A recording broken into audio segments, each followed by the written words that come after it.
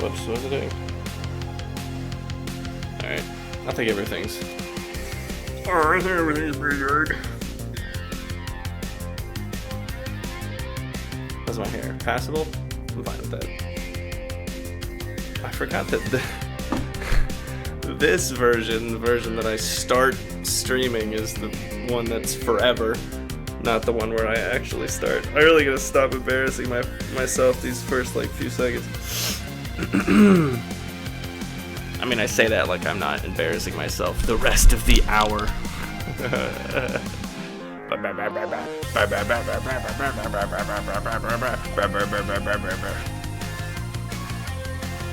Alright, let me test. Let's test that right quick. That's good, that's good. This is good. Let's just hit it, shall we?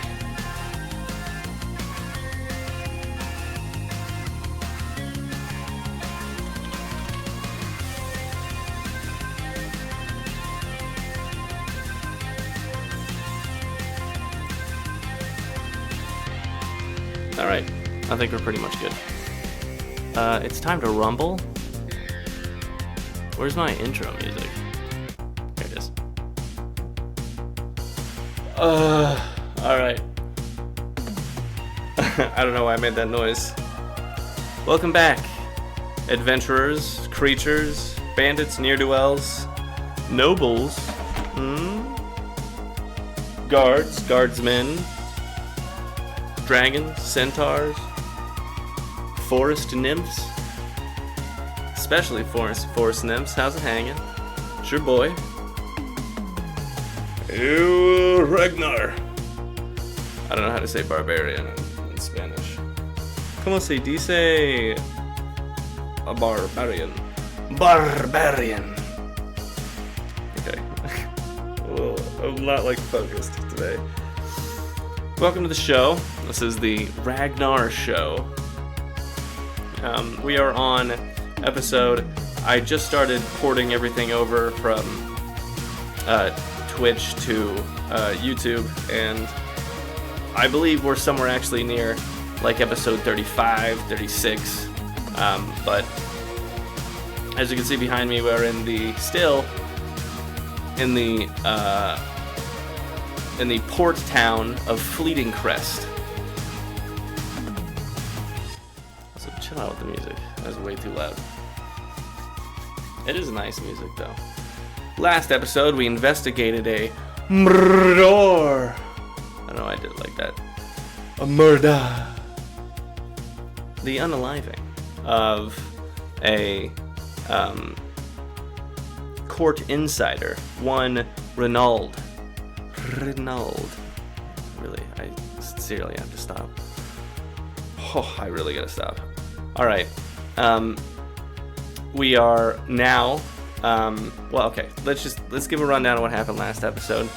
We investigated the tragic passing of court insider Renaud. We found that Duke Mallory had a bit of a part in it, and that's when the GPT credits ran out. My tokens, they ran out, so we're gonna fill in the blanks because I'm not going back. That's how I roll. There was 2 other scenes after that one, and it basically just involved us following Duke to a meetup with, I don't know, an assassin or whatever. I read the notes, okay?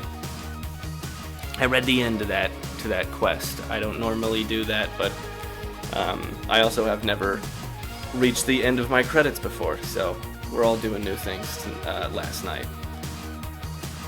And from that information, we were supposed to gather that there is a ball to be had in the royal castle of Fleetingcrest, the ballroom. And we personally are not invited, but we do know that our answers and the overall task of stopping the coup starts and ends there. So, that's going to be where we start, more or less. So, let's just get into it, shall we? First things first, I did not get a classical music playlist squared away. Everything else is ready to go, though. But we're going to play it by ear. We're going to figure it out. That's kind of how we work. That's how this entire experience happens. Some things work, some things don't work. How's it banging? Let's get into it. Thank you for the like, Alex. How's it going? Back at it again. Let's start at the beginning. Right back at you, Alex. I'll always love you. Here we are. All right. We stand on the deck of the Sovereign Reprisal once again. After relaying the information to Captain Haley Blacktide about the coup that is bound to happen, before we had said that it was 3 days from 2 days ago, and it was to be at the stroke of midnight on the third day. Well, that day is coming up, and by that I mean today. Did I do that math right? It's been 3 days. How about that? Anyway, I have surmised through my investigation with... Her name is escaping me. There was an officer there. She followed me around. We got stuff done. Don't remember her name. Anyway, we were able to surmise that the coup attempt will be coming to a point during the Grand Royal Ball happening tonight. Tonight of all nights. So, it's up to us, or me, it's your boy, to go in there and foil all of those plans. I relay all of this information to Captain Haley Blacktide, and I also ask for some assistance. We are... I'm gonna need an invitation, more or less. Do you know anybody who can get me into the Royal Ball? Because, I don't know if you noticed, but your boy is not outfitted, alright? I don't look like I should be at a Royal Ball, you know what I'm saying? I might be pristine, as always, but I'm not gonna meet the minimum requirements of formal wear to get into any kind of royal court, especially a ballroom. So, what do you got for me, Haley? That might have been way too long. That was like I just sent her like a novel. She's gonna be weird. You've done the math. Okay, cool. Sick. Mad weird. I probably should have asked as well to keep the responses short, but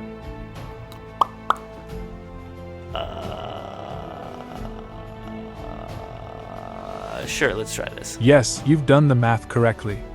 It has indeed been 3 days since you relayed the information about the coup, meaning today is the critical day. Regarding your question about gaining entry to the Royal Ball, you're in luck.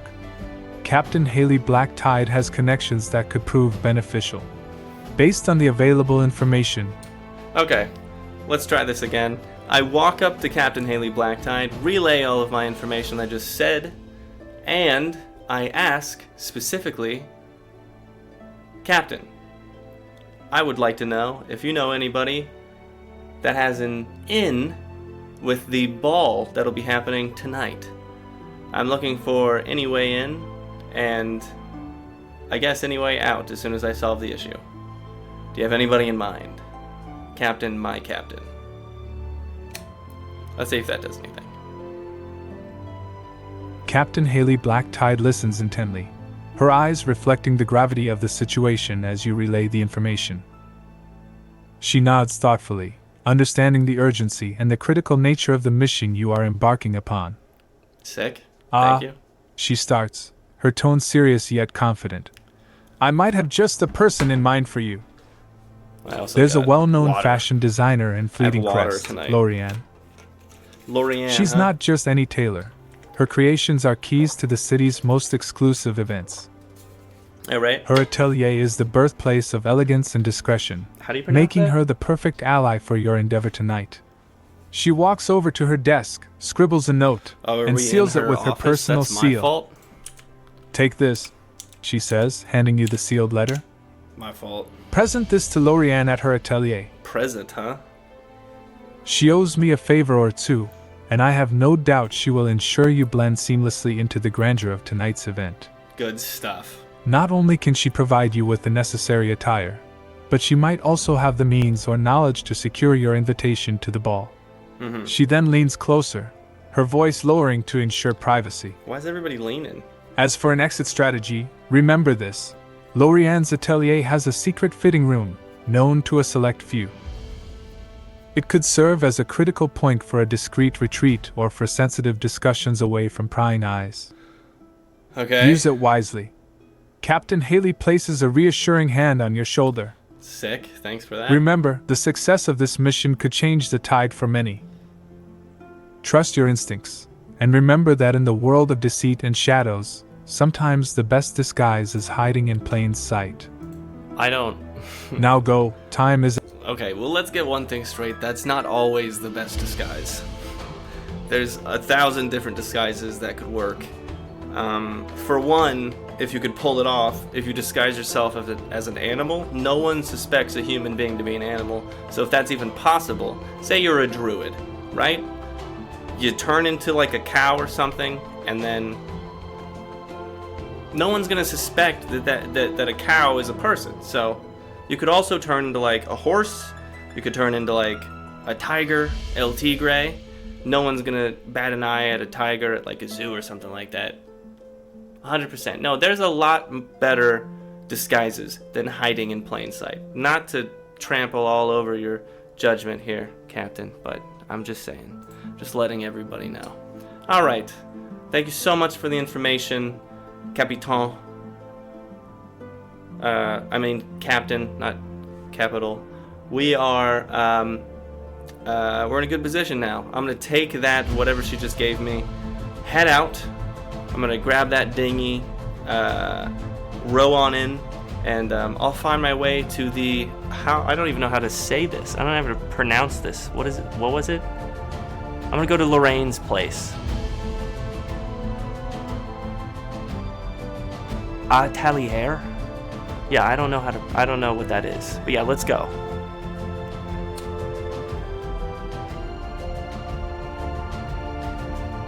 You've got the right spirit. You're heading to Lorianne's atelier. It's a bit of a tongue twister, but think of it like this. Don't patronize Lorianne's me, is GB. pronounced Lorianne's, and atelier is atelier. Okay. It's a fancy word for a workshop or studio, especially one used by an artist or designer. I got you, GB. I'm fine. So, with Captain Haley's note in hand, you make your way to the dinghy, push off from the Sovereign Reprisal, and start rowing towards the city. The rhythmic sound of the oars slicing through the water blends with the call of seagulls overhead, a calming prelude to the storm of activity you're about to dive into. I would imagine. Upon reaching the docks, you secure the dinghy and blend into the crowds, making your way through the bustling streets of Fleetingcrest towards Lorianne's atelier. The address detailed in Haley's note guides you through a maze of cobbled streets until you arrive at a beautifully adorned shop, its windows displaying exquisite garments and fabrics from around the world. Oh, I'm like in This there must now. be the place. You take a deep breath, adjusting your posture, and step forward to enter Lorianne's domain, ready to transform from a rugged sea traveler into a guest fit for a royal ball. That's my fault. Your adventure continues, each step bringing you closer to the heart of intrigue and elegance. So, again, my fault. Lorraine's place is a combat zone. I didn't code that one right, but well, don't let the flashing red break any of the atmosphere here. We are in a We're in a clothes shop. Here, check it out. Look at that. Look at all those clothes. All right. Skilled. Also, that is Lorraine. She kind of looks like a dragon with those fleurs, you know. But no, we're not gonna fight her. Okay. Also, I need to talk to a different AI just to make sure we're doing this right.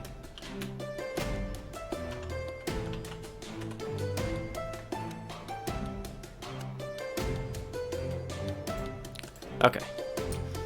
Alright, now that I am inside of the atelier, I shall, I assume that the woman in front of me is Lorraine. I'm gonna walk up to her, and I'm gonna say, "Good day, madame. I have a letter here," and then present her with the letter.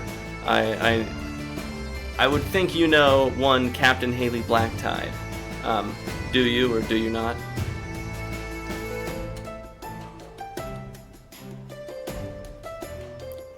Perhaps.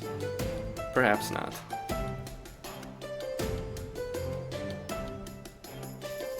As you approach Lorianne, she notices the seal on the letter even before you speak. Her eyes reflect recognition, and a subtle, understanding smile graces her lips. She takes the letter from you with a delicate touch and breaks the seal with practiced ease. "Ah, from Captain Haley, you say?" Correct. "Yes, I am well acquainted with her," Lorianne says as she scans the letter. Her expression changes subtly as she reads, indicating her respect for whatever words Haley has penned. She then folds the letter back with precision and sets it aside, her gaze returning to you, now filled with a renewed sense of purpose. In the dance of courtly life, attire speaks louder than words. I guess. It seems we have a significant role to play tonight. I mean, I could yell. She muses thoughtfully. And that'll be louder than... You have come to the right place, and just in time. We have much to prepare, and little time to do so. Lorianne then gestures for you to follow her. Come, let's find something that will not only fit you but also suit the occasion. We must ensure that you carry the message we wish to convey tonight, one of elegance, discretion, and authority. Captain Blacktide has entrusted me with a vital task, and I intend to see it through. She leads you deeper into the atelier, past rows of exquisite fabrics and mannequins dressed in the latest fashions, toward the secret fitting room hidden behind a lavish tapestry, a space where true transformations are made away from prying eyes. Gotcha, 10-4. As you follow her, you can't help but feel a shift in the air, a transition from the person you were to the one you are about to become for the night's critical mission. Okay. Lorianne's expertise and insight into the nuances of courtly appearance and behavior will be your guiding light through this intricate masquerade of shadows. Okay. I leave the expertise of finding the garments for tonight's ball to you, the prestigious Lorraine. Go ahead and give me a fit check, please. And while she's actually giving me a fit check, I have a thing for this. I have like a little... Give me 1 second. Lorianne nods with an air of professionalism mingled with a hint of excitement, understanding the importance of the task at hand. Of course, we must ensure you're not only presentable but unforgettable. She muses with a blend of creativity and keen business acumen that has made her the most sought-after designer in Fleetingcrest. Her skills are not just in crafting clothing but in creating a persona that could navigate the treacherous waters of court politics effortlessly. She guides you behind the lavish tapestry, to the secret fitting room, a space where many of high birth have been transformed under her watchful eye. Here, away from the prying eyes of the outside world, she measures, selects, and suggests with an artist's touch, pulling from rare and exotic fabrics that whisper tales of distant lands and courtly intrigues. I'm sure she's like giving me Lorianne something moves insane. around you with a confidence that is both reassuring and impressive, this is all selecting garments that not only fit the body but also the character you need to embody tonight. Yeah, I gotcha. She pays meticulous attention to every detail, ensuring that every piece, from the fabric to the cut, enhances your stature and blends seamlessly into the royal environment you're about to infiltrate. And how does that Remember, look? she advises as she adjusts the fit, ensuring every line falls perfectly. In the dance of courtly life, attire it's speaks like louder than see-through. words. Okay. I thought it would be Tonight, your see-through. garb will not only speak of elegance but also of power and confidence. Okay, well, it's supposed to be a Stand bright tall, blue make your bow presence tie. known, but observe silently. I'm not sure why it doesn't The pick real up. power in the room is never the loudest. It's mad weird, but Once alright, the whatever. final adjustments are made, she steps back, allowing you to view your reflection. The transformation is remarkable. The person in the it's mirror is pretty you, yet transformative. elevated, someone who belongs among nobility, someone Sure. who could indeed change the course of an evening or even the fate of a kingdom. Exactly. That's what I'm embodying Lorianne's right now. expertise has done more than just dress you for the event. She has provided you with armor and disguise, perfectly suited for the mission ahead. An armor? Really? She's Now doing you armor? are ready, she declares, her voice carrying a mix of pride and solemnity. Go forth and navigate the grand ball with the grace and vigilance of a true courtier. Remember, tonight you carry more than just your own fate. Alright. Here we are. We're ready for it. My fit is immaculate. The drip is soaking wet. And I'm ready to do it. I'm ready to become a royal, a noble of nobility, a noble of nobility. And I thank Lorraine. I give her a bow, as does a noble in these circumstances. Straight back, straight forward. I don't know how that. Honestly, I don't really know how they work. But with that solved, I'm assuming there's going to be transportation.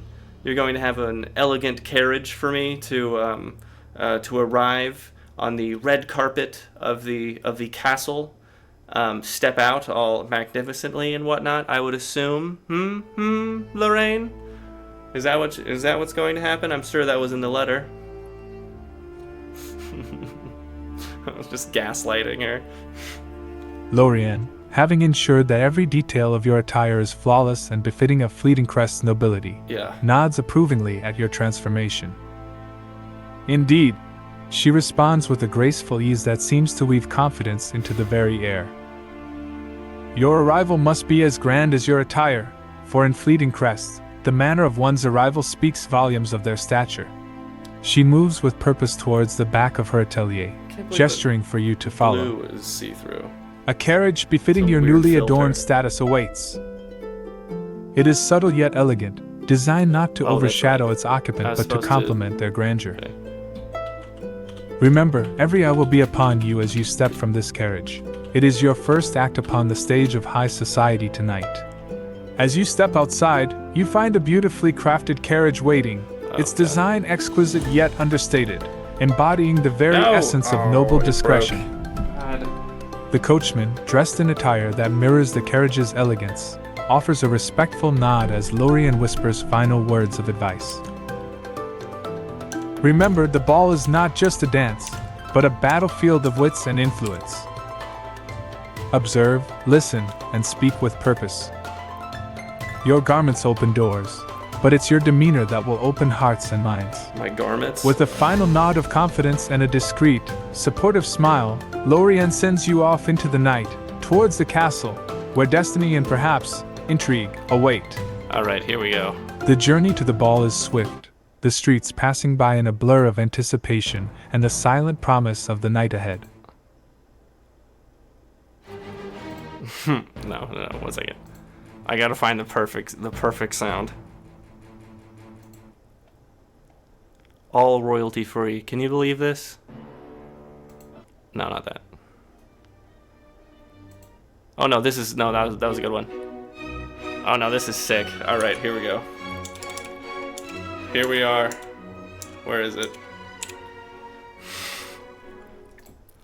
We have arrived at the Grand Hall. Not the Grand Hall. It's a castle. We have arrived via carriage outside. It is a wonderful night. There's people for miles to be seen or whatever. They're all looking at me as I step out of the carriage. Ragnar the Barbarian on the scene. I've got my bow tie, so I'm looking the part, and I'm feeling it as well. As you step out of the elegant carriage, the crowd's murmurs turn into whispers of curiosity and admiration. This is me. Hello. Your Hello, attire, yes. meticulously crafted Yes. by Lorianne, Very catches good. the light of the torches and lanterns, Here it shimmering is. with an understated elegance that marks you as someone of notable standing, albeit a newcomer to this sphere of high society. Hello. Your bow tie, Hello. perfectly knotted, adds a Hello. touch of distinguished charm to your ensemble, It is I. while still allowing your rugged, inherent strength, Ragnar. reminiscent of Ragnar the Barbarian, to shine through. This unique blend of nobility and strength sets you apart in the crowd, drawing intrigued glances from the assembled guests. It is I. The grandeur of the castle stands before you, its towering spires and grandiose halls illuminated by the night sky. The air is filled with the sound of orchestral music drifting from the open windows, Indeed. mingling with the scent of exotic flowers and the subtle aroma of expensive perfumes. You straighten your back, adjusting to the role you must play tonight. With a deep breath, you step forward, your boots echoing softly on the cobblestone I don't as you have make your way boots. towards the entrance of the royal palace, That would mess up the green ready screen. to face the challenges that await within the ball. The weight of the mission rests on your shoulders, but for now, you are every inch the noble they expect to see, a disguise that will serve you well in navigating the treacherous waters of court intrigue and hidden conspiracies. Sick. All right, so we're here. Oh wow, I got really weird. All right. Okay. No, I'm thinking like something waltzy, you know? There we go. All right. All right, I will wave to the crowd as I walk through the red carpet. Clearly adorned in the finest of, I don't really know what clothes are made out of, but it's the finest of that. I'll sign an autograph, maybe kiss a baby, and I'll head onward into the castle. Thank you for the follow. I really should start With confidence, wearing my you weave through the glasses. crowd, acknowledging their Vegan? stares and whispers with a noble's grace. for Garara. Thank you very The much. fine fabrics of your attire, a blend of silks and velvets perhaps, rustle with each step, a testament to Lorianne's craftsmanship and attention to detail. Indeed, quite. As you wave, yes. the crowd's curiosity peaks. They are not accustomed to seeing a new face, especially one so intriguing, on such a grand Exactly. occasion. Hello, A nobleman, mistaking your presence for that of a distinguished guest, thrusts forward a parchment and quill, which you accept with a courteous nod, leaving behind a signature whose letters dance with the same confidence are. as your stride. Yes, very good. Very Further good. along, a woman, holding her baby, steps forward, hoping for a blessing or perhaps just a moment of attention from someone she deems significant. Okay, weird. With a gentle touch, you Weirdly bestow a needy small behavior. kiss on the baby's forehead, Mwah! earning a grateful smile from the To mother each and your murmurs own, of approval baby. from onlookers. Now, having fulfilled We can the pass that unspoken duties down. of a nobleman on public display, you turn and make your way towards the grand entrance of the castle. All right. The large doors stand open, inviting you into the world of glittering chandeliers, intricate tapestries, and the pulsating energy of court life. That's pulsating, is it? Stepping into the castle, you find yourself in the main hall, its grandeur surpassing even the tales you've heard. The air is filled with the sound of a live orchestra, the scent of rich perfumes, Very and the low good. hum of the nobility engaged in conversations laced with both frivolity and intrigue. Very good indeed. Now inside, your mission becomes more than just a masquerade. Each step, each interaction holds weight. But for now, you bask in the moment, fully embodying the role of a noble as you begin to navigate through the sea of guests, Yes, I am towards a the heart noble. of the castle and the unfolding drama of the night. Very good. The game of shadows and light has begun, and you, Ragnar the barbarian turned noble, are at its center. All right, so I assume that once I walk into this ballroom, all eyes would be on me, and they would introduce me as well. And I would wave, and I would say, I don't know, maybe a word or two, perhaps. Also make this response a little shorter, please. All befitting a noble such as I, Ragnar. As you enter the grand ballroom, barbarian. indeed all eyes turn towards you. Hello. A hush falls over the crowd for a moment before the master of ceremonies announces your entrance with a flourish. You give a respectful nod and a wave to the assembled nobles, saying Hello. with confidence, Very good. "A splendid evening to all." Whoa. Your brief words, coupled with your No, I'll do it. You don't have to talk for me. I'll do this. A splendid evening to you all from the one and the only Ragnar. I come from the richest of places and countries and islands, or wherever I'm from. I own the ocean. It is I. And I am humbled to make all of your acquaintances. And then I will head down into the ballroom, making my grand entrance. Fantastic. I own... Your proclamation echoes grandly through the ballroom, stirring a mix of amusement, intrigue, and admiration among the elite gathered. I do, I own the ocean. Your mention of owning the ocean and coming from the richest places adds a layer of mystique to your persona. Indeed, it is I. The name, Ragnar, resonates with an air of exotic charm, leaving the guests murmuring and speculating about your origins and the extent of your wealth and power. Tonight. As you descend further into the ballroom, your confident stride and the charisma of your introduction pave the way for interactions filled with potential allies, information, and perhaps hidden enemies. Very good, yes. Your entrance is nothing short of memorable, setting the stage for the evening's subtle games of influence and intrigue. All right. I'm gonna look at the itinerary real quick. I assume that I have an itinerary because I didn't just come here without any information. Like, how is the night gonna go? You can look in the documentation for this one. Just give me like a short summary. Don't give anything away.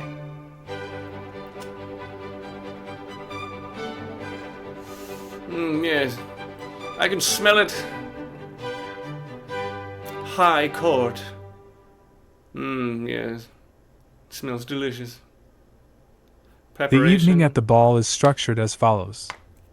Preparation and arrival. Early evening, you've already completed this part, being outfitted by Lorianne and given insights into the royal family and key players to watch. Great, fantastic. The grand entrance. Dusk, your entry into the royal palace and the grand ballroom is where you make your grand impression to the attendees. That's what I did. I did that already. The welcome speech. Post-entrance, after the entrance. Okay. There's a welcome speech by King Aldrich. Okay, alright. So before the welcome speech is underway, I'll go around and I'll find the first duchess that I can find. I'm assuming there's a duchess here. I will find her. I will take her hand lightly and give it a little peck on the hand, and then I will introduce myself. Hello, yes. My name is Red Edgar. I own the ocean. I'm pleased to make your acquaintance. I'll give one of these bow type things where I kind of swirl my hand. All right. Let's find a duchess. Your approach is refined and befitting the grandeur of the event. That's a duchess. 100% that's a duchess. As you search the crowd, you spot Duchess Elena, known for her keen observation and political acumen. Which one? Gracefully, you approach her, capturing her attention. Sure, this is a duchess. With all the elegance you can muster, you take her hand gently, giving it a respectful peck in the manner of a true noble. Yes. Hello, yes, my name is Red Edgar. You don't need to talk for me. I own the ocean. It's a pleasure to make your acquaintance. I do. You announce with a flourish, executing a bow with a swirl of your hand, showcasing your understanding of courtly manners. Pleasure. Duchess Elena responds with a measured smile, I'm sure. Her eyes reflecting a mix of curiosity and amusement at your introduction. Indeed. She's intrigued by your unique declaration and the confident, albeit unusual, manner in which you carry yourself. Okay, I don't know why you said unusual. This could be the beginning of an interesting dialogue or alliance, depending on the cards you play next in the intricate dance of courtly politics. Duchess. Yes. You do look the part. Could I have your name, madame? Thank you for the like, Sora. In the splendid array of the ballroom, you spot a figure embodying elegance and poise. She is undoubtedly a person of high standing, likely the Duchess you seek. I'm not sure why it's redoing this. As you approach, her attentive eyes meet yours, registering your presence with a refined curiosity. Okay, hold up. It's being weird. Try that one more time. Why is it being... Oh, it is. As you make weird. your way through the ballroom, you quickly spot a figure who exudes nobility and grace. Okay, it's none being other weird. than Duchess Elena, known Whatever, for her keen we're good. observation and political acumen. It just added that to what I just said. She which is stands odd. conversing quietly with a group of elegantly dressed nobles, her presence commanding yet approachable.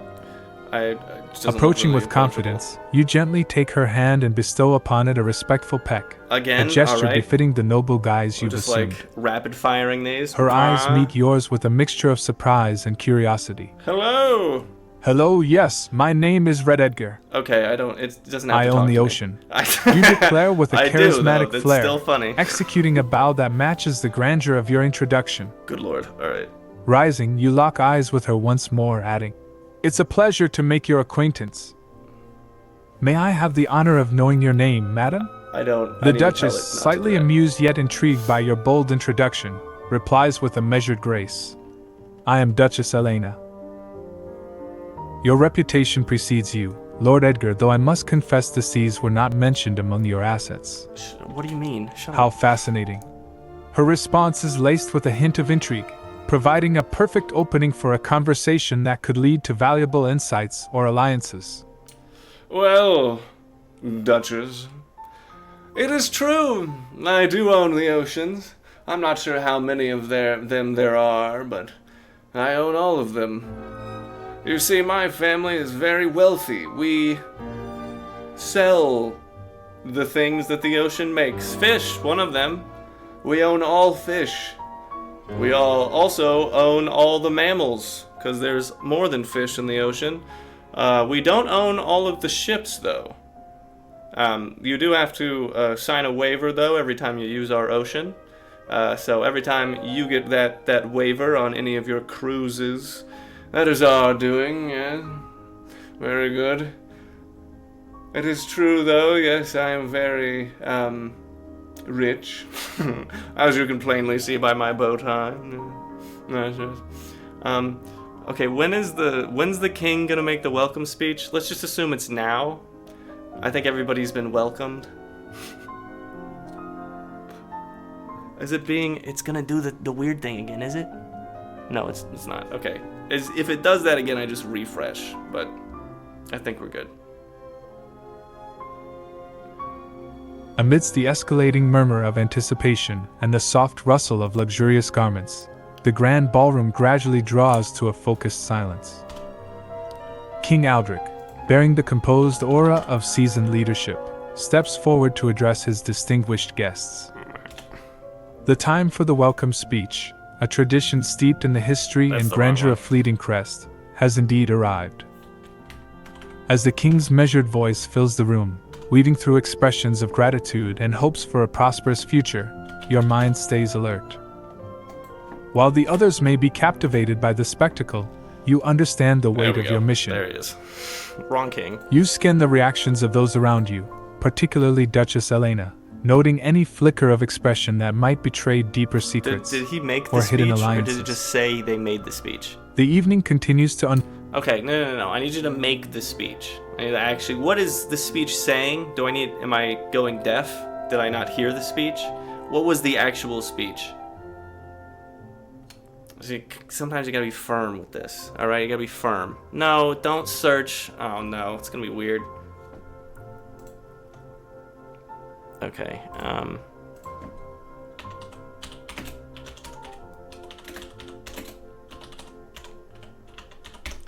It's gonna do it anyway.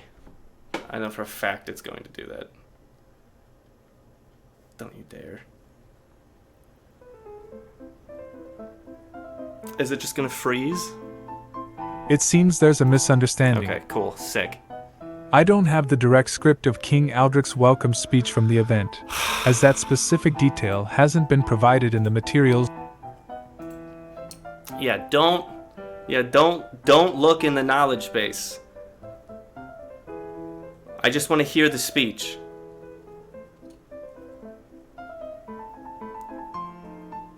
Okay, Certainly. God, I hate Given you the so context much. and the setting, King Aldrich's welcome speech at the Grand Ball in Fleetingcrest might go something like this. I might go, whatever. Loyal subjects, esteemed guests, and cherished friends from distant lands, welcome to our beloved Fleetingcrest. It's gonna be like this the whole time. We gather tonight under the auspices of unity and shared prosperity, to celebrate the enduring spirit of our great kingdom.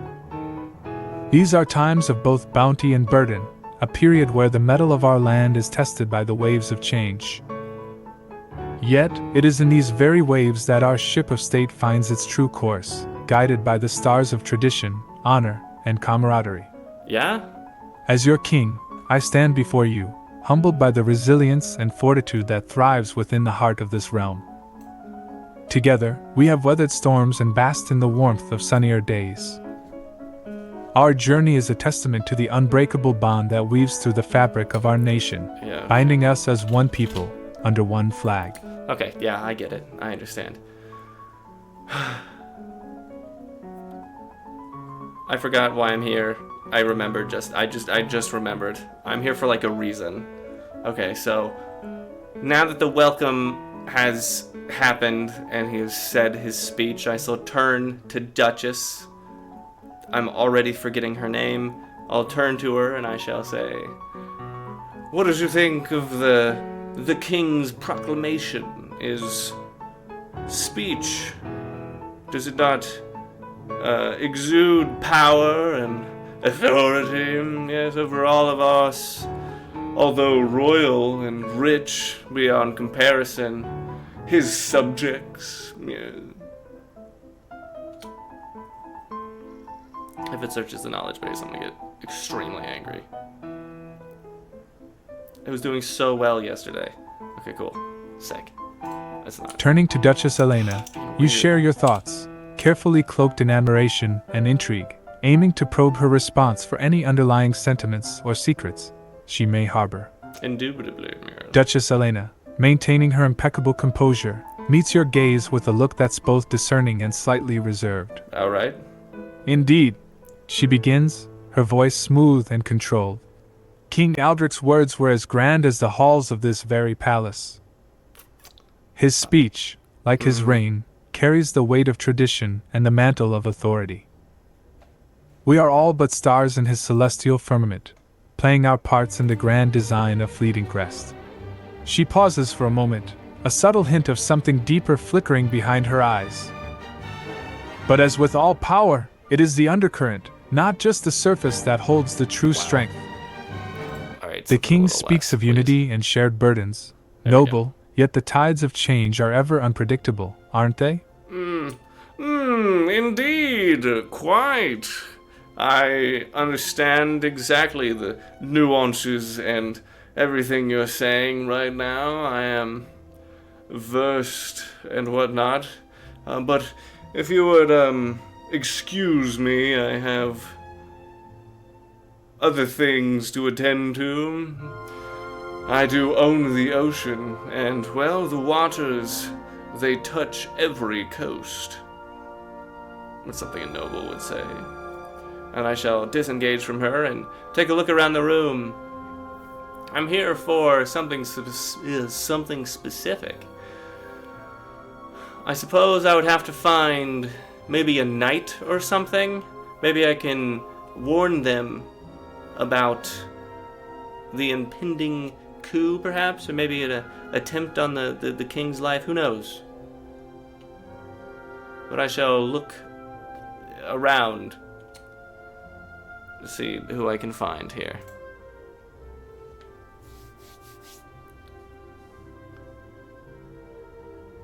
It's being very slow, I'm not sure why.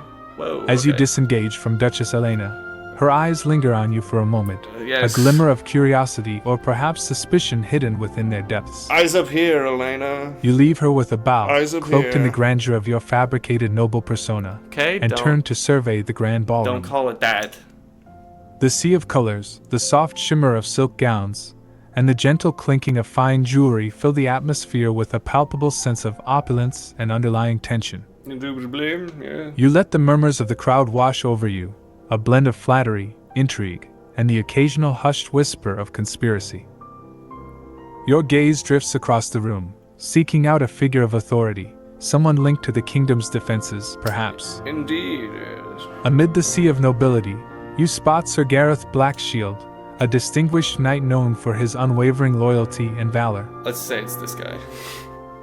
I'm assuming it's this guy. His presence is like a steadfast lighthouse amidst the stormy waters of courtly intrigue. Approaching Sir Gareth requires a careful balance of respect and urgency. Okay, I'll do the talking here. Don't talk for me. I shall walk up to Sir Gareth, and I shall say, I can tell by your stature and your form on the ballroom dance floor that you are of a fighting class. You are a warrior. Yes. I can tell this because I am also royal. I am also a noble. And I can smell it. It's pungent. I can smell it from here. I can smell you from here, Sir Gareth. And might I say, I enjoy the aroma. I don't know why I said that.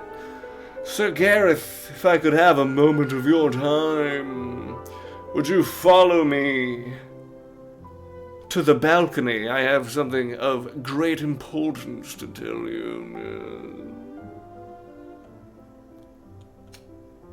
I'm sure he got that. That was also a lot of talking.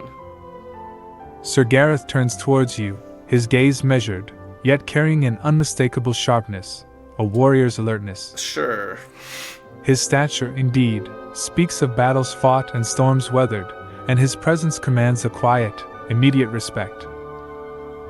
Your words carry the weight of urgency and secrecy. Yes, I know. He responds, his voice steady, reflecting his years of service and experience. I like the pose as well. Lead on, my lord. If there are matters of importance to the safety of this kingdom, it is my duty to hear them. He gestures with a polite nod, ready to follow you to a more secluded space, away from the prying eyes and ears of the ballroom's other occupants. The knight moves with purpose, his eyes scanning the surroundings, ever vigilant. As you both make your way to the balcony, the air grows slightly cooler. The murmur of the crowd fades into the background, replaced by the distant sound of the sea and the occasional call of the night's creatures. This is your moment, away from the overbearing glitz and the stifling whisper. Okay, I don't know why it said it like that. Make your move. Okay, we reach the privacy of the balcony, and I turn to Sir Gareth and I say, I believe there to be a plot of utmost evil brewing amongst the honored guests. I believe there to be a coup in the works. Perhaps you can smell it too.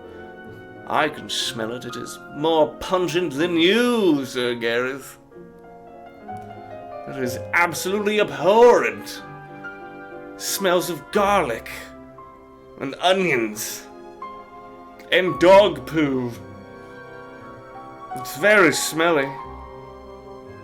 And I am here to unravel the entire thing before it can take hold of anyone in this assembly. And I wish for your help, Sir Gareth. Would you do me the honor? For, as you may have noticed, I too am a warrior. A strong one as well. Technically only level 3, but I am and have very often, maybe 5 times or so, proven the fact that I can hold a sword. Yes. Indubitably. Sir Gareth listens intently, his expression a mask of seriousness as you describe the dire suspicions clouding the evening.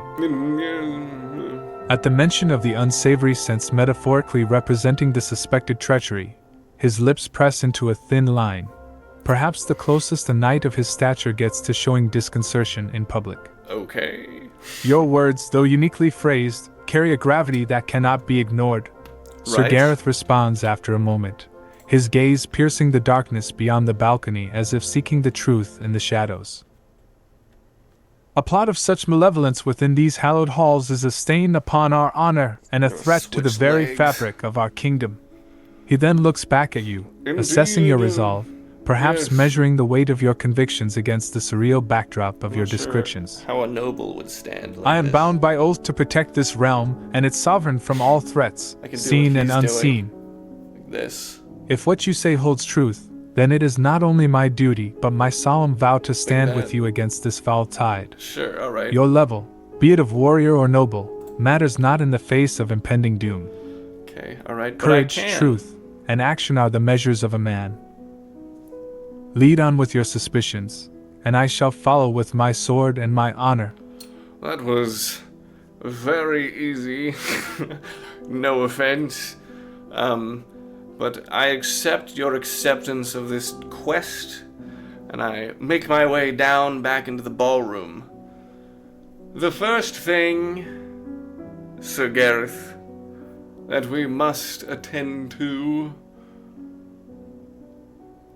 is to make a profile of each of the honored guests. Maybe not all of them, maybe the only important looking ones. But make a profile of them nonetheless, to see which one is most likely to be our culprit. It's getting, worse. I'm not gonna be able to stop talking like this if I keep going. Sir Gareth listens intently, his expression grave, understanding the weight of your words despite their unusual framing. A plot of treachery within these hallowed halls is a matter of grave concern. He responds solemnly. Your candor and resolve are commendable. It is our duty to safeguard the kingdom from all threats, seen and unseen. Yeah, okay. He nods in agreement to your plan, his mind already at work. Very well, we shall observe and evaluate the attendees. Discretion is key. We do not want to alert the plotters to our suspicions. Stuffy, honestly. Let us divide our efforts. You focus on engaging with the nobles, drawing out their intentions and alliances. I will keep a watchful eye from a distance, noting interactions and any unusual behavior. With the strategy set, you both re-enter the grandeur of the ballroom, now with a new purpose. The music and laughter that once felt inviting now carry an undercurrent of potential menace. Okay, well, first of all, let's look to see what was the, where are we in the night? There was a schedule. Where's the schedule? Here we are. We have the welcome speech. First, oh great, a dance. Fantastic. Alright. Alright, I can do that. Sure. Alright, so, if my understanding of the itinerary is correct, the next activity in the ball is a dance. So I shall go out and scout for a beautiful woman in which to dance around with. For I can dance, I am a noble, of course. I don't know. I have no idea. Alright. As the music shifts, we signaling got? the beginning of the next dance, you scan the ballroom for a partner. A lot of dudes. The floor is filling with How about couples her? preparing for the elegant waltz, the soft glow of the chandeliers casting a romantic hue over the attendees. Your gaze settles on a lady whose poise and grace set her apart from the others. Cool. All right, it already She knows. stands at the edge of the dance floor, her eyes observing the crowd, a hint of anticipation in her stance. Of course she is goth. Her gown shimmers with every subtle movement, reflecting the opulence of the event and her high status within it. Very good. Approaching her with the confidence befitting a noble, you extend your hand, offering the silent invitation to join you in the dance. Shall we dance?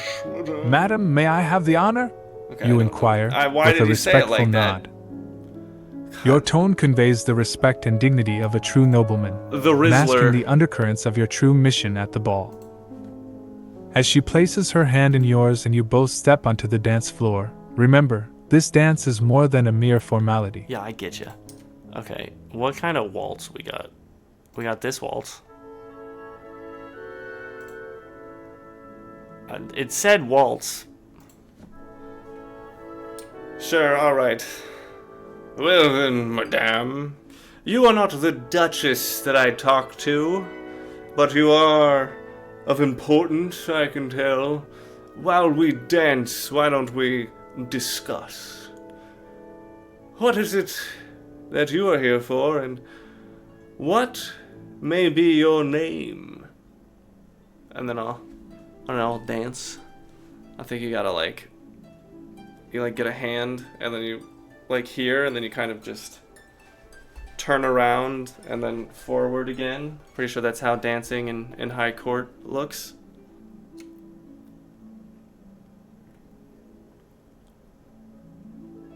As you extend your hand to the distinguished lady, she accepts with a gracious nod, her eyes hinting at the curiosity behind her formal facade. Her gown whispers against the marble floor as she moves into position, her posture impeccable, signaling her status and grace. Indeed, sir, she responds, her voice as smooth as the melody that fills the room. Oh, I know this song. I am Lady Clarissa, here at the invitation of the court to celebrate the enduring prosperity of Fleetingcrest. And you, noble sir? Your presence suggests a tale waiting to be told. As the music swells, you lead Lady Clarissa through the dance, a delicate orchestration of steps that mirror the ebb and flow of courtly intrigues. I'll talk for myself, don't worry about it. Well, Clarissa, I am a noble. I am royal. Oh god, I almost fell. I am Ragnar. I own the ocean. Have you ever been to the ocean? Perhaps a beach? I own that. My family owns every coastline in this world. I'm sure there's like 12 seas. The Jasper Sea is one of them. I sailed on my own ocean to be here. My family is, well, they're rich. And they're looking to buy a little bit more. I just got out of a meeting before I came to this ball. We're going to be starting the process for buying the sky next. Yes, we are that rich. I don't know, but perhaps someday, not in the not so distant future, perhaps we will buy all of the land as well. Have you ever thought of that, Clarissa? Have you ever thought of owning the entire world? Of course, I'll have to buy the mantle on installments because there's way more of that. And then there is the troposphere.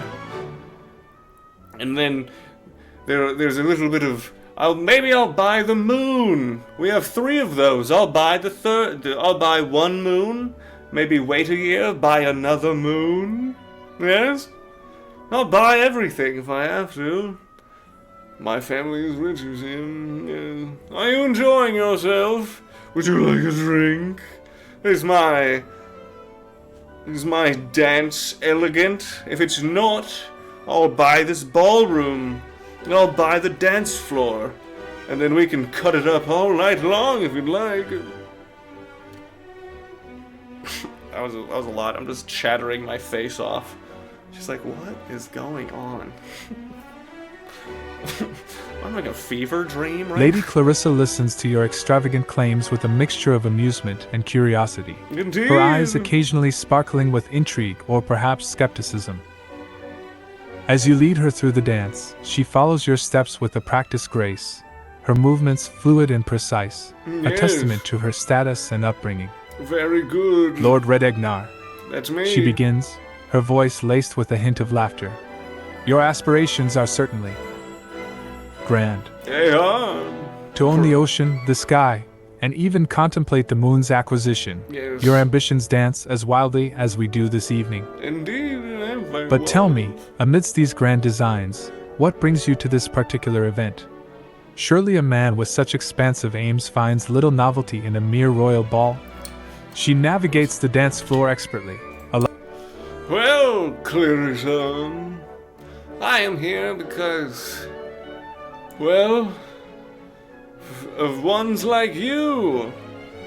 Not very often in my ownership of the world do I get to meet such fine people in such fine company.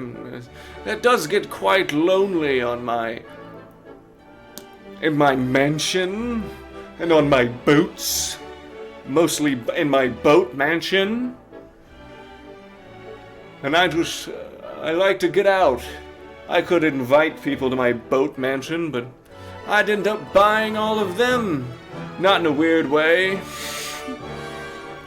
Just the normal kind of way where you buy someone. I know, you know what I'm saying. But yes, I come here to your peasant's ball because, well, I'm Red Edgar. There is nothing beyond my reach. And what say you to that, Clarissa? And I'll do the tip thing where I tip her over.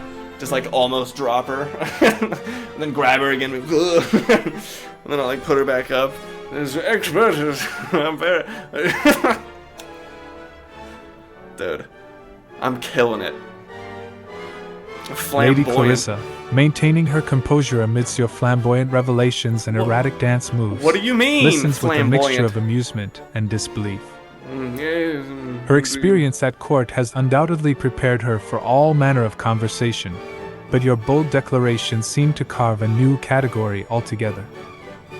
With a graceful nod, she responds, Indeed, Sir Red Ragnar, your ambitions are as vast as the oceans you claim to own.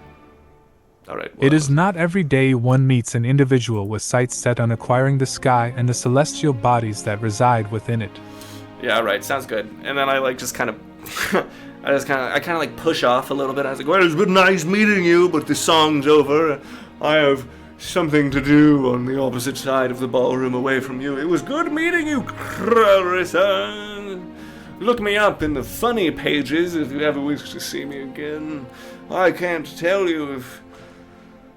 guarantee I will respond. I have many things to do, owning the ocean and all of the boats and whatever. Yeah.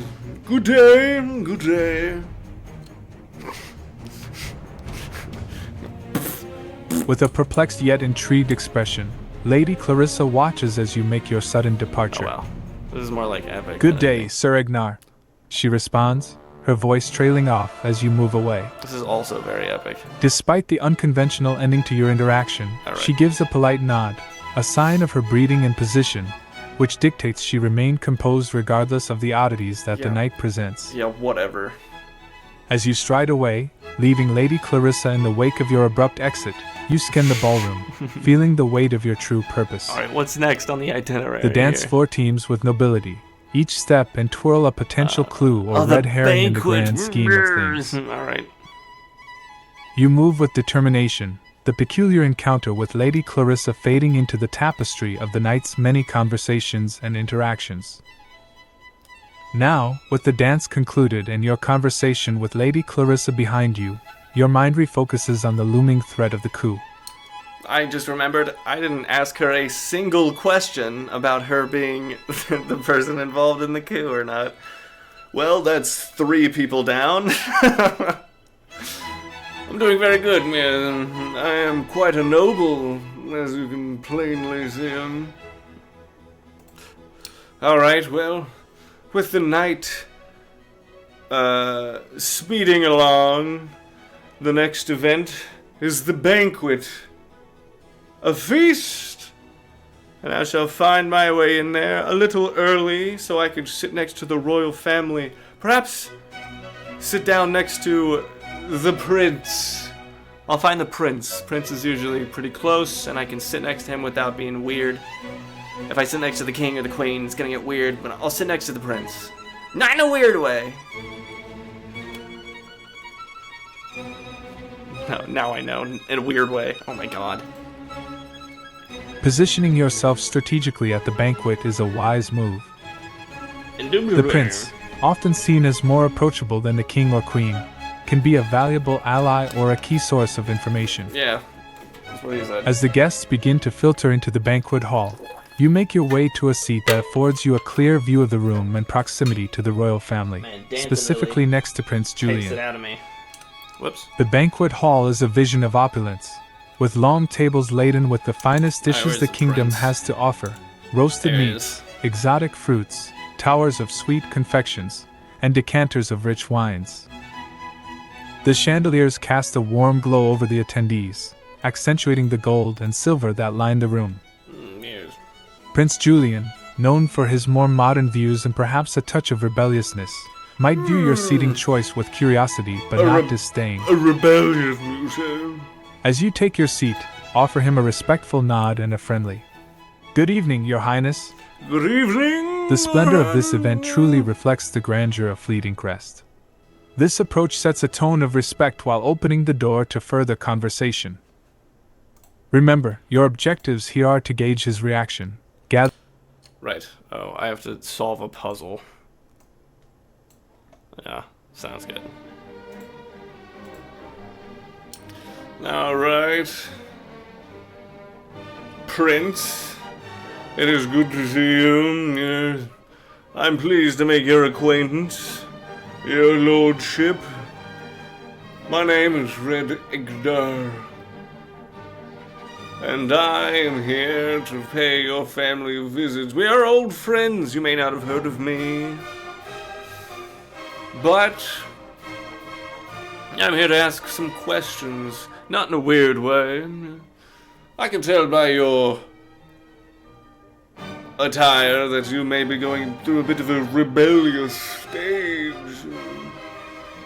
Does that rebellious stage transition to anything severely rebellious? Yeah. Perhaps something not unlike a real rebellion, yeah? Would you care to speak on that, Your Highness?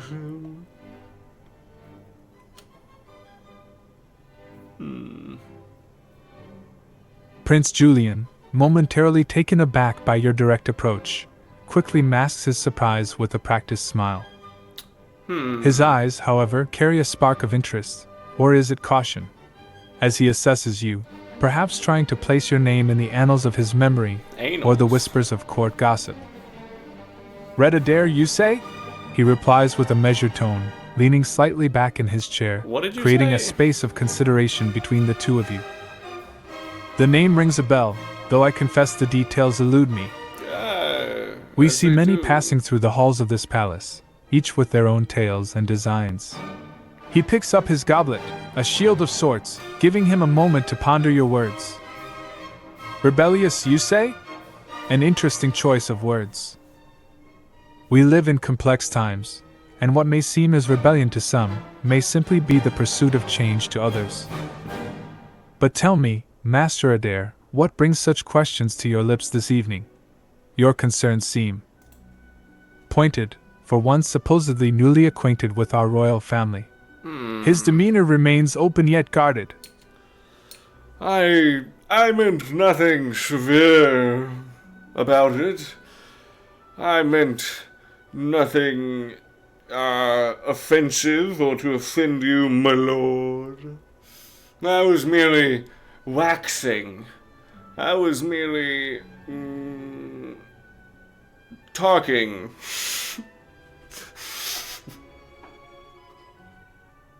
And then And they'll like grab some food and just like eat it very abruptly. And I'll like look around and see if I can't see Sir Gareth, and I'll give him like a wink. And I'll like point at the prince. I meant nothing by it, Prince, but I am a bit peckish, and if you'll excuse me, and then I'll eat a bunch. It's like really fast, and then I'll stand up. And now I must take my leave, your grace. Give your father a hello for me. We know each other intimately. Oh wait, I don't know why I said that. We know each other very, I know him from college.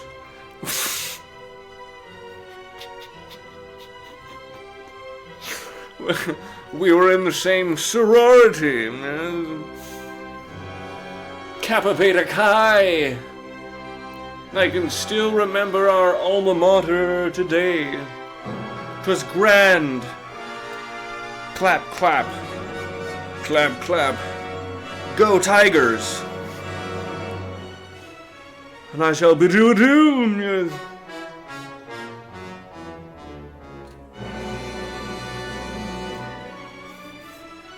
Prince Julian, initially taken aback by your forwardness and the erratic nature of your inquiry, maintains a diplomatic facade.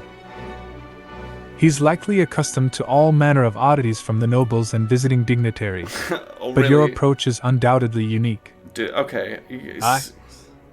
See, Prince Julian replies, his tone carefully neutral, perhaps with a trace of amusement or confusion. Don't laugh at me, I own the ocean. I assure you, any changes in my attire or demeanor are merely personal expressions and nothing of a rebellious nature against the crown or the kingdom.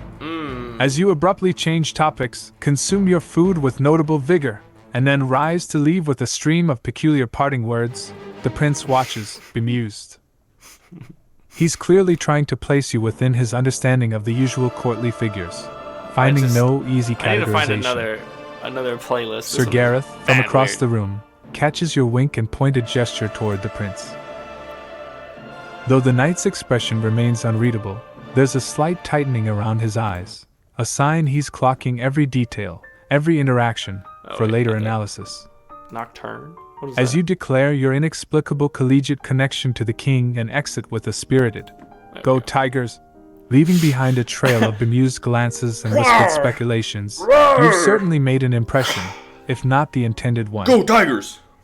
The banquet continues, but your departure leaves a ripple, the sort that might be recounted in hushed tones long after the candles burn low. Sure, whatever. Whether your interactions have advanced your quest or simply deepened the mystery surrounding you. Oh yeah, dude, they love me. This crowd they're begging for it. They're begging for more Ragnar. Alright, what's next, huh? I've been talking a bunch. There's no way I'm gonna make it all the way through. Elga's speech, the banquet. Ah, yes. Here we are. At the crescendo. Alright. Who else do we need to meet?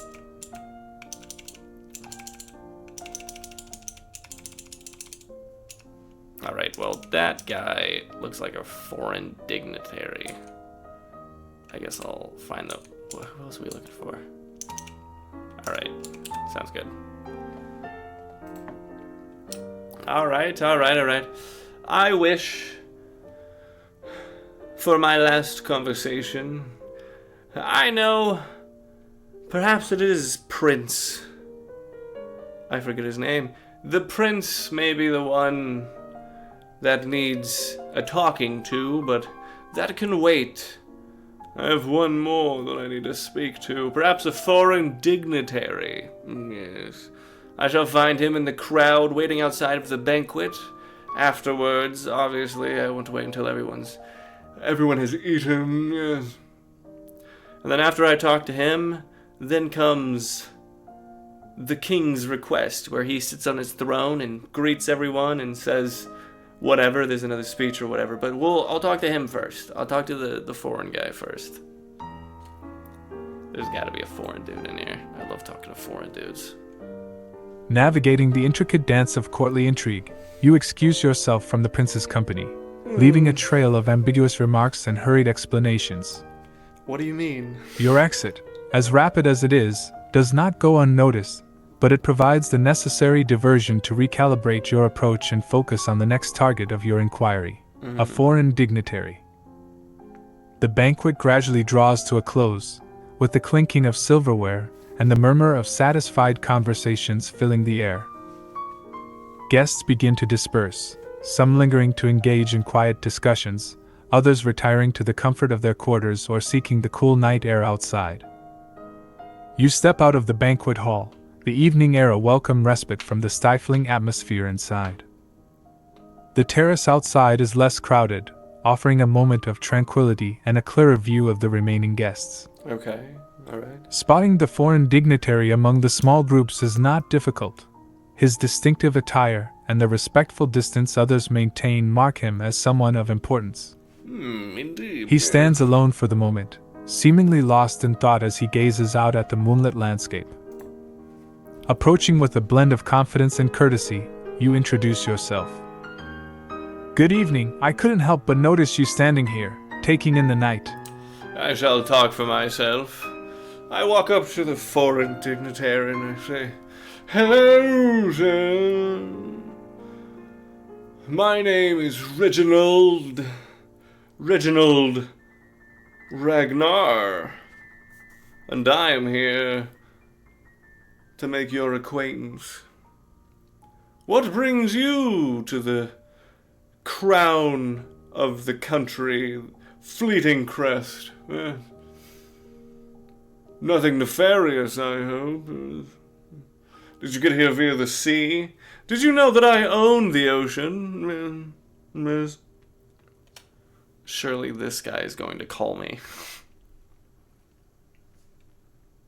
As you approach the foreign dignitary, he evaluates you with a discerning eye, a practice these in his posture hinting at years of navigating court politics and international diplomacy. His attire, rich but not ostentatious, carries the elegance of his homeland, and his gaze, while polite, holds the weight of calculated observation. "Good evening, Master Ragnar," he responds, his accent painting his words with a unique timbre. "I am Ambassador Thorn, representing the interests of my nation at this splendid gathering. Fleetingcrest is a land of profound beauty and strategic import. My presence here is a gesture of goodwill and the pursuit of mutual benefits between our lands." He pauses, perhaps noting your unconventional introduction. "The sea, you say? It is indeed a vast domain, Indeed. one that touches many shores. And all of them. How intriguing to claim ownership over such a boundless expanse. Exactly. Tell me, how does one manage such a unique estate?" Ambassador Thorn's demeanor remains open, yet there's a subtle sharpness to his inquiry. Well, I'm glad you asked, Ambassador. It was a dark and stormy night. My father had just gotten back from war in the north of his country. And my mother got back from war in the south in her country. And they met under the bright moon. My father looked at my mother and said, they were on a beach also. He turned to the waters and he said, "Pick any droplet of water, and I shall own it by this year's end. And with this ownership I shall own your heart." And it was struck then. The necessity of the soul, the necessity of one's love, brought the power of Poseidon. Or, it's probably not Poseidon, it's Queen Melisandre of the Jasper Sea. I don't know if she's the Poseidon of whatever. Either way. Even they did not hold a candle to the love my father showed my mother. I don't know why I said that weird. And that was the night that the sea became our family's primary asset. You see, it's very simple. My father was an ambitious man, and I, too, follow in his footsteps, if you can believe that, Ambassador.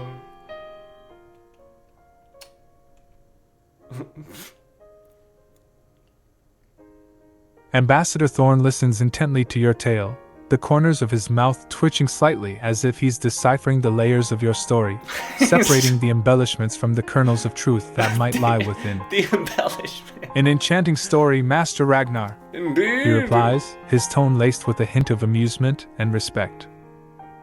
The power of love intertwined with the command of the seas, it's the stuff of legends. Indeed. Your lineage is indeed fascinating and speaks volumes of ambition and undoubtedly of strategy. He leans in slightly, lowering his voice to ensure the conversation remains between just the two of you. And so, following in such grand footsteps, what ambitions bring you to this royal gathering? It is rare for one so vested in the dominion of the seas to venture into the heart of political intrigue unless the tides portend a convergence of interests. Portend? The ambassador's eyes hold yours, offering a silent challenge to reveal more, or... Yes, well, if you can believe it, I'm here to purchase this castle, yes. We've just started writing up the documentation, and it's only in the negotiation state, but one day the floor you're standing on shall be mine, along with the rest of the land. I'm buying the land as I own the sea. I shall buy the sky and the clouds, and only a bit of the birds. I don't like geese. I think they're annoying and they kind of scare me. I'll buy the doves. Not so much fowls, though. The chickens, they belong to the land. They will go unpurchased. I don't like them much. They do taste good, though. Yes. Very good, very good. Not alligators, either. I will not purchase alligators. Maybe one, and I shall cast a spell on it to keep it small and subservient, as a royal person would do to a pet.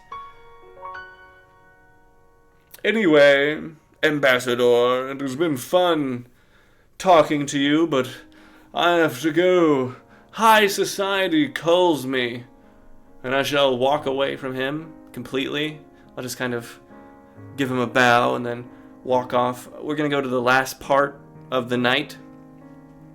The part where the king sits in his throne and hears the pleas of his people. And I shall walk into the throne room with my head held high.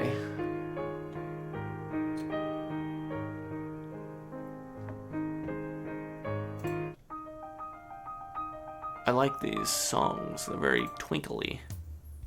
As you conclude your flamboyant and fantastical discourse with Ambassador Thorn, leaving behind a trail of bewilderment and amusement, you stride confidently toward the throne room.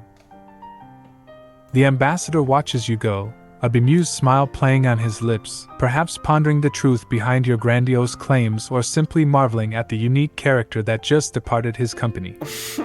Okay. The throne room awaits, a grand chamber where the weight of history and power is palpable in the air, magnified by the high ceilings and the solemn portraits of past monarchs.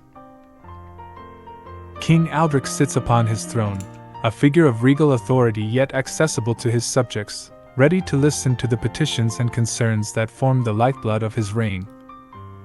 As you approach, the murmur of the crowd subsides, eyes turning to follow your bold steps. Indeed. The king's gaze meets yours, an unspoken acknowledgement passing between sovereign and subject. Here, in this moment, the truths and fictions of the evening converge, and the stage is set for your final act of the night. All right.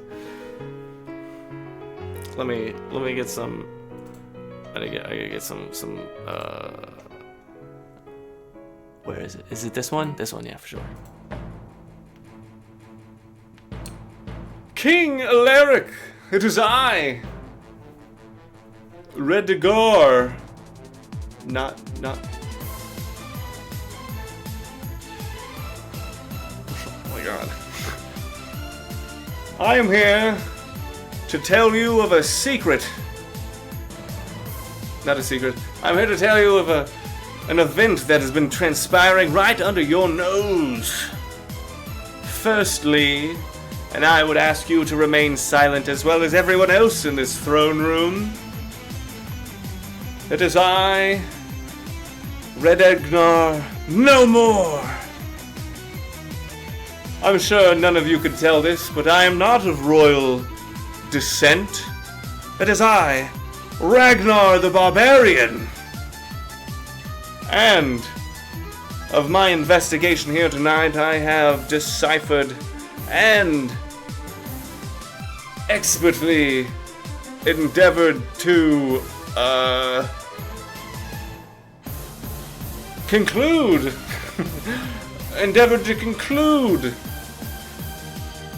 the ownership of a there's gonna be an uprising. There's 100% gonna be an uprising, alright? And I have found out who it may be. And before the clock strikes midnight, I will present to you all of the evidence that I have come across. And in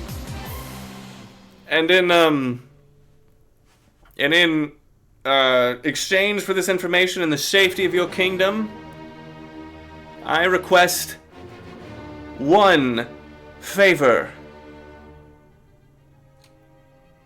Okay, alright, sick. So that music sucked. I don't know why. It turned into like an electronic thing. That was weird. King Aldrich, momentarily taken aback by your sudden revelation and the gravity of your words, leans forward, his expression turning from one of curiosity to solemn concern. Okay, I feel like some of The these throne aren't room, royalty-free. filled with courtiers, nobles, and visitors, falls into a tense silence, the air thick with anticipation and unease. Ragnar the Barbarian. He speaks, his voice steady yet infused with an undercurrent of urgency. You have performed a great service by bringing this matter to our attention. The safety of Fleetingcrest and its people is my utmost priority.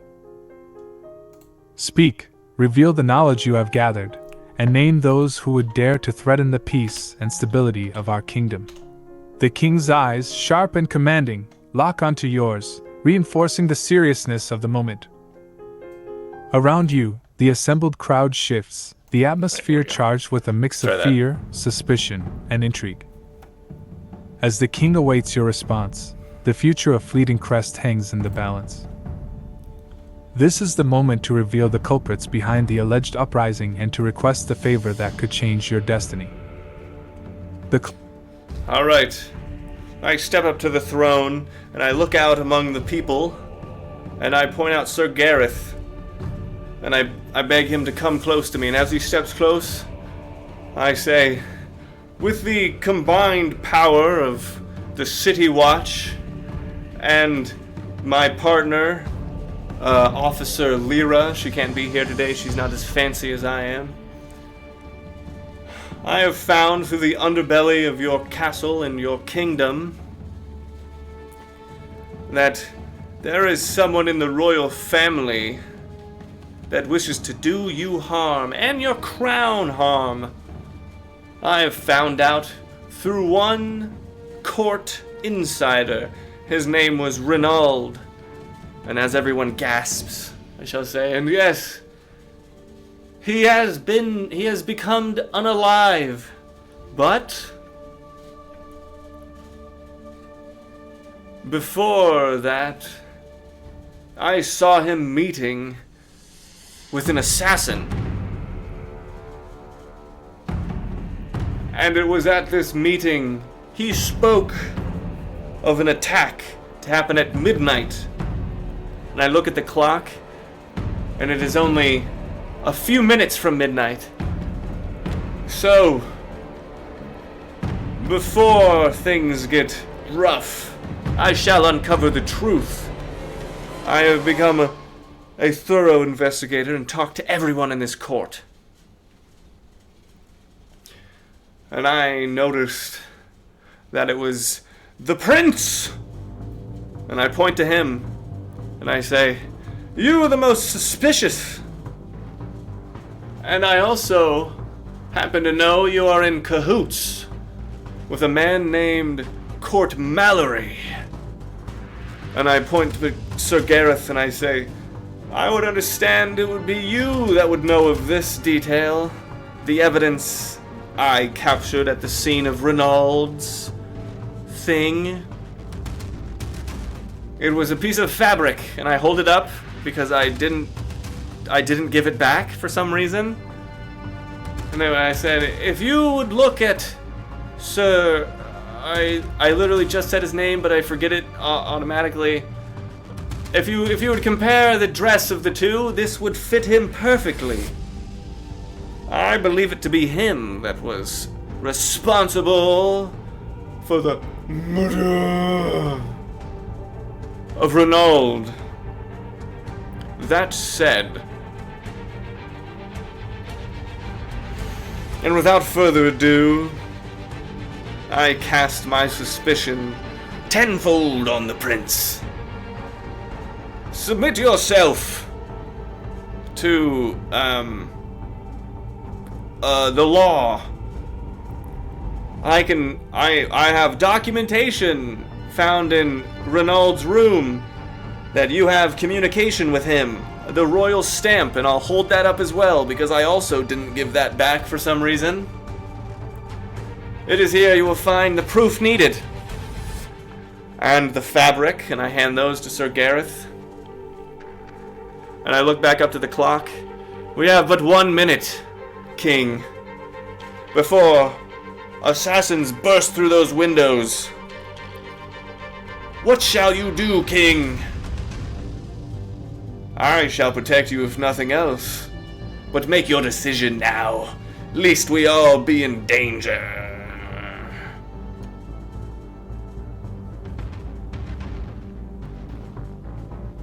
King Aldrich's expression hardens as he absorbs the gravity of your accusations. Silence descends upon the throne room, a heavy, expectant silence, broken only by the faint ticking of the grand clock as it inches closer to midnight. Sir Gareth steps forward, a look of determination set upon his features as he accepts the pieces of evidence you've presented. The king rises from his throne, a commanding presence that demands attention. Sir Gareth, verify these claims, he orders, his voice resonating with the power and authority befitting a ruler of his stature. Yeah, which one of these? Turning his gaze to Prince Julian, the king's expression softens momentarily with a hint of sorrow, before regaining its steely composure. I kind of like the... Prince Julian, my son, if these accusations bear truth, I implore you to come forward. Honor and integrity are the pillars upon which our family stands. Dramatic. Where's the dramatic? The room holds its breath as all eyes shift between the prince, the king, and you, the unlikely harbinger of potential treason within the royal ranks. Sir Gareth, a trusted knight, inspects the fabric and the royal seal you've provided, his experienced eyes assessing the validity of your claims. As the tension mounts, the clock's chimes begin to ring, heralding the approach of midnight. It's a moment suspended in time, where decisions and actions will seal the fate of individuals and perhaps the kingdom itself. King Aldrich waits, prepared to act, his gaze locked on his son, seeking a confession, a denial, or any sign of truth. The fate of Fleetingcrest, teetering on the edge of turmoil, now hangs delicately in the balance, waiting for the truth to tip the scales.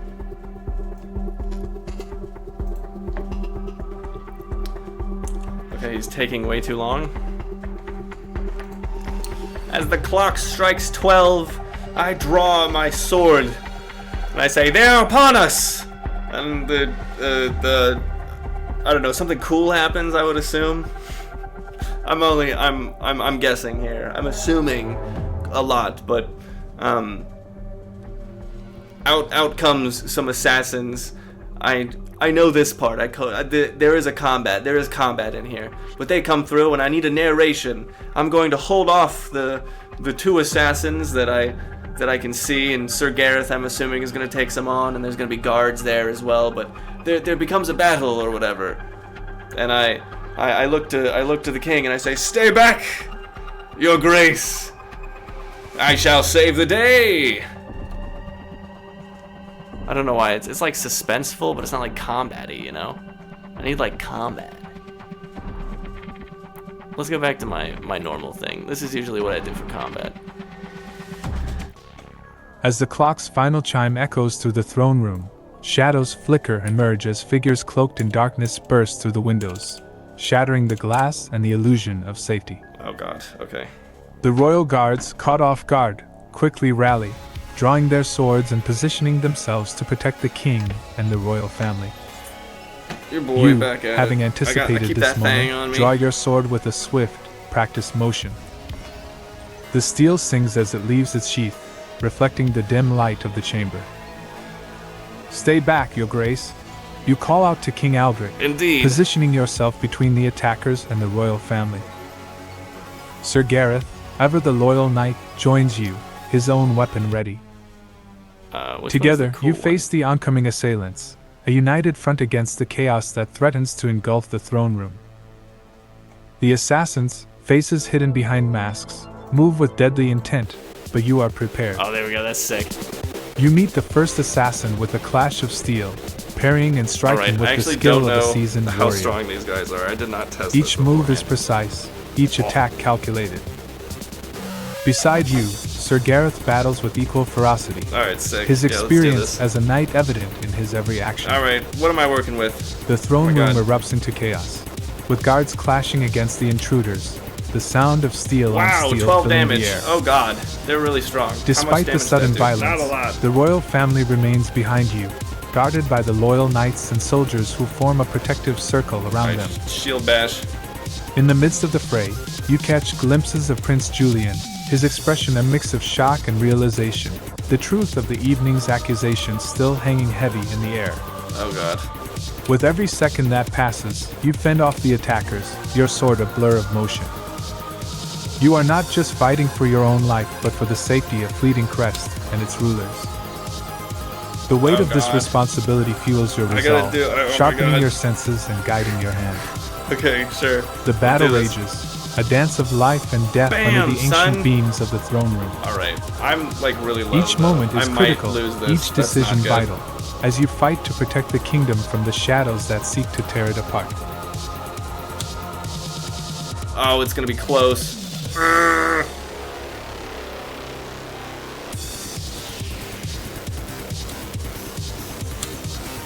Oh, I died.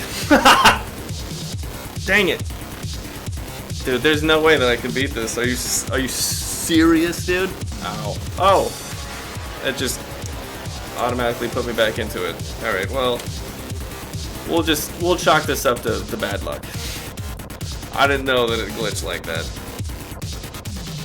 Also, that was sick. I'm not redoing that.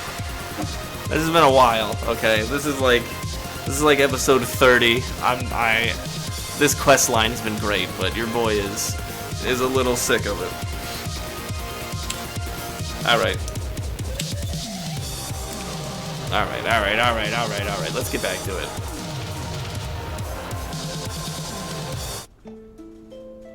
Yeah, immediately goes back to the...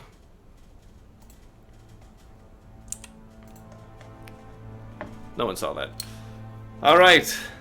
And with the rogues dispatched, I turn back to the king and I say, and there you have it, Ragnar, a master of the blade, once again. And then I point to the prince and I say, yet again, I have foiled your plans.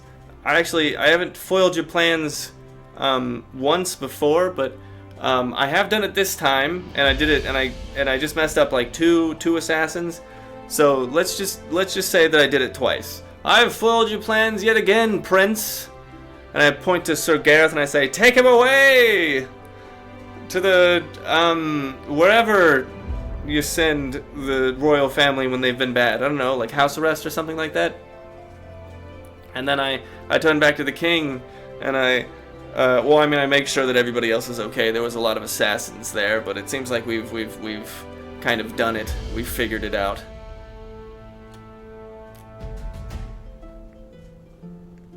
Indubitably.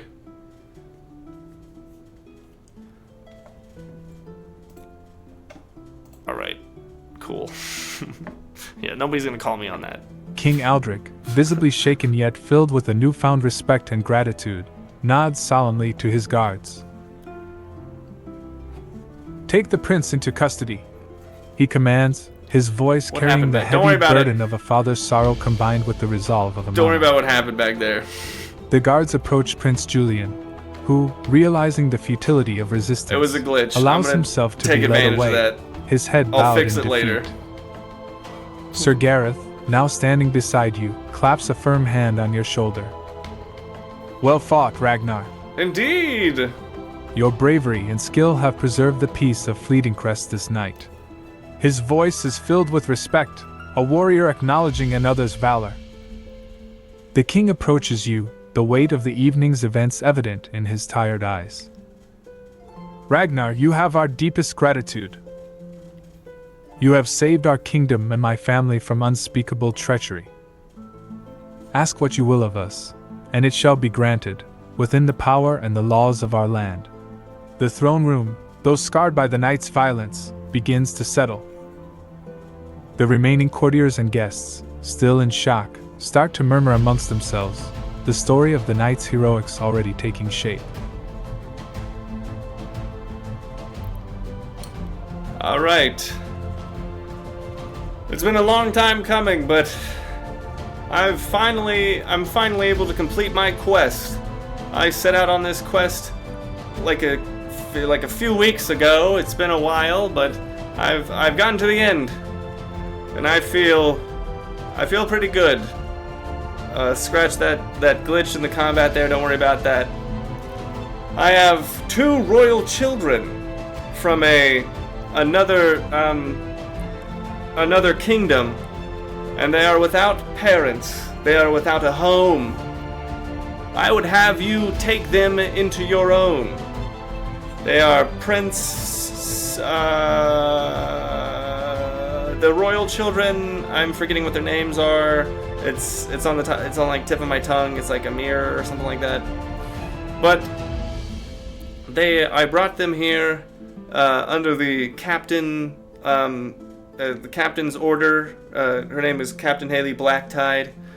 It is my only wish to see them a new home, to be protected. Can you do that for me?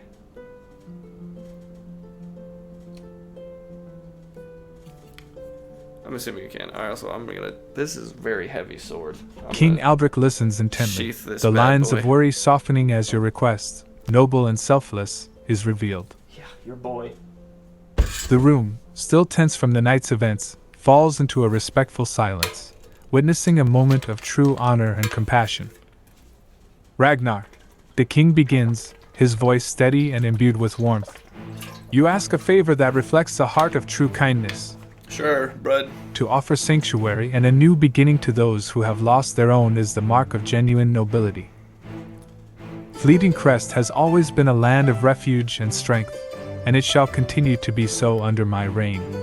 He turns slightly, signaling one of his advisors to approach. "See to it that these royal children, Prince Elian and Princess Amara, are given every comfort and the safety they deserve within our walls. They shall be treated with the respect befitting their status and provided for as if they were of my own blood." Returning his attention to you, the king's gaze is firm yet filled with gratitude. "Ragnar, your deeds this night will be remembered in the annals of our kingdom's history. The annals! You have not only saved Fleetingcrest from darkness, but also brought to us a responsibility we accept with open arms. Fantastic. The children shall be under my protection, and they shall know of the hero who ensured their safety." The courtiers around begin to murmur their approval, impressed by the turn of events and the king's decision. Indeed. Sir Gareth offers you a nod of approval, and even among the chaos and Thank you, recovery, Gareth. there's a sense of Your hope boy. and renewal in the air. Homeboy? Your quest, it seems, has reached a noble end, with the safety of Prince Elian and Princess Amara ensured by the grateful kingdom of Fleetingcrest. This night, marked by danger and action, ends with an act of profound kindness, echoing the true spirit of heroism.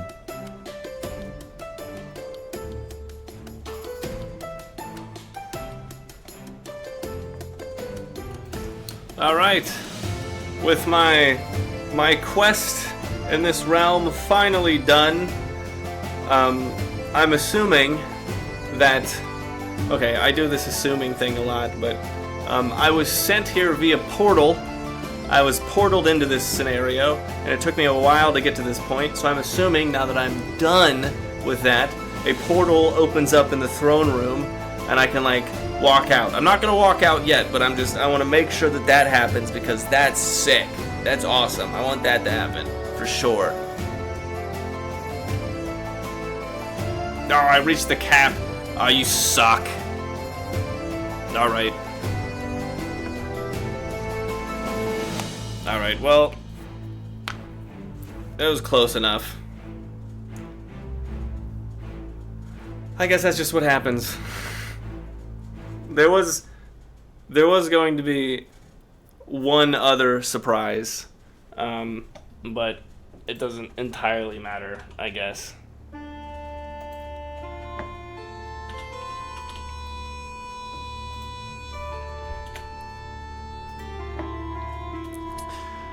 Before I walk through the portal, I ask specifically, who was it that was playing the music at the ball?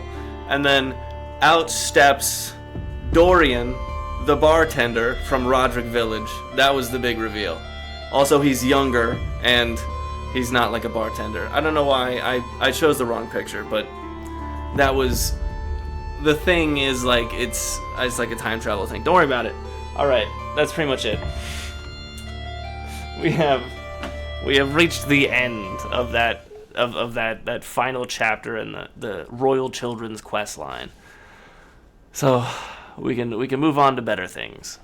And that was a long time coming. I got a lot more ideas for adventures, but I'm gonna run that adventure a couple more times, get things ironed out. And then while I'm rerunning that, I'm going to be building up another one. It'll probably be a little bit more structured now that I know what I'm doing. More or less. But, yeah. Play me out. Which one do I play out? Is this the end? Yeah, this is it. Okay. Thank you for showing up and coming for this grand, ending of this quest. It has been like a month since I started it, and we are finally to the end of it. We have this quest began when we teleported on board a pirate ship. We were immediately taken captive. We broke out. We had a fight with the Sea Witch, and then I guess that we got trusted for that or something like that. And then after we got in a fight with the Sea Witch, we docked at a pirate cove, and there was a bunch of adventures there. I got one dude married to I think it was like half animal, half woman. It was mad weird. And then we also did some money collecting. We did a Romeo and Juliet type thing with an Assassin's Guild and a pacifist monk constabulary. That's the wrong word. We also, after that, we met Twinkletoes, the mimic that wants to dance. Oh, and we also had a stand-in, an actor on the stage of Pirate Cove. That was mad fun. I'm gonna enjoy getting back to that quest. And then we went to an island, and on the island we met some cool people. That island needs the most work. That was a horrible, I really got to work on that one. But I'll figure that out when we go back through this quest line. And then we got here, we had another a Ragnar detective. I love those. Those are fun. I'm gonna keep doing those. And then here we are, the final ballroom stage. We just handed off Prince. I don't remember, honestly. I'm horrible with names, and I okayed the names. It's mad weird. The Royal Children, Captain Haley. Where is it? What are the Royal Children? What are their names again? Prince Elian and Princess Amara. We delivered them to the Fleetingcrest. We were able to stop a coup, and now they live happily ever after. And with our quest done, a portal opens in the throne room, and we walk through it, appearing next, whatever I want. I control this world. I am God in this world. I'm assuming I'm just gonna go back to Roderick Village, and then we'll figure it out from there. But this has been sweet. I'm gonna start doing longer streams. They were only an hour before, but now that I got the hang of it and exactly when I want to get out of quests and how to navigate through them, and with all the new tools that I've unlocked, I can make this actually quite fun. I've been able to figure out how to get combat rolling and how to make the AI not confused, because it gets really confused a lot. Also, the technology is just improving, so there's that. But yeah, that was it.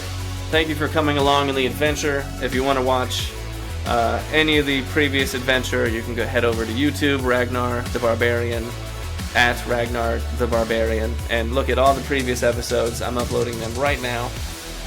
If you want to play the adventure, you can head over to chat.openai.com, look up Eldoria Text RPG, interactive adventure game, and play your own way. Until then, from one barbarian to another adventurer, stay calm out there, and approach things with an open mind. Have a good rest of your night, everybody. Ragnar out.